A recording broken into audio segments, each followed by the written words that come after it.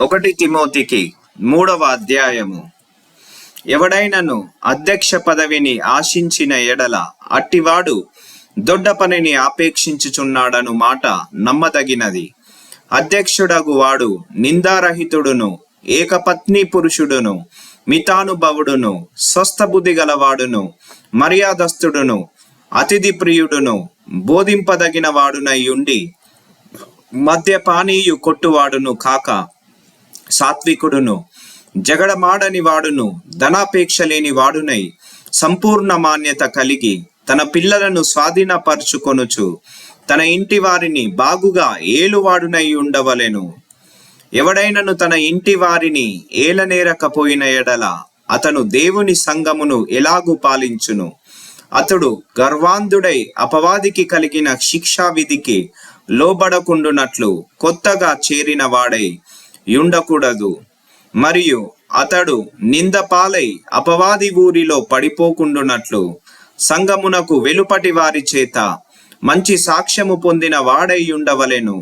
అలాగుననే పరిచారకులు మాన్యులై ఉండి ద్విమనస్కులను, మిగులు మద్యపానాసక్తులను, దుర్లభమును పేక్షించువారునై ఉండక విశ్వాస మర్మమును పవిత్రమైన మనస్సాక్షితో గైకొనువారై ఉండవలెను. మరియు వారు మొదట పరీక్షింపబడవలెను. తరువాత వారు అనింద్యులైతే పరిచారకులుగా ఉండవచ్చును. అటువలే పరిచర్య చేయు స్త్రీలను మాన్యులై కొండెములు చెప్పని వారును, మితానుభవము గల వారును, అన్ని విషయములలో నమ్మకమైన వారునై ఉండవలెను. పరిచారకులు ఏకపత్ని పురుషులను తమ పిల్లలను తమ ఇంటి వారిని బాగుగా ఏలువారునై ఉండవలెను. పరిచారకులయ్యుండి ఆ పనిని బాగుగా నెరవేర్చిన వారు మంచి పదవిని సంపాదించుకొని క్రీస్తు యేసునందలి విశ్వాసమందు బహుధైర్యము గలవారగుదురు. శీఘ్రముగా నీ యొద్దకు వత్తునని నిరీక్షించుచున్నాను.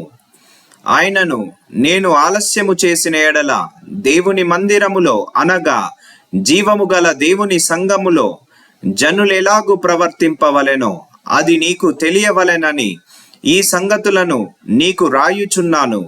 ఆ సంఘము సత్యమునకు స్తంభమును ఆధారమునై ఉన్నది. నిరాక్షేపముగా దైవభక్తిని గూర్చిన మర్మము గొప్పదై ఉన్నది. ఆయన సశరీరుడుగా ప్రత్యక్షుడయ్యెను. ఆత్మ విషయమున నీతిపరుడని తీర్పు నొందెను. దేవదూతలకు కనబడెను.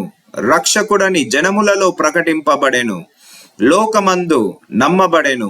ఆరోహణుడై తేజోమయుడయ్యెను.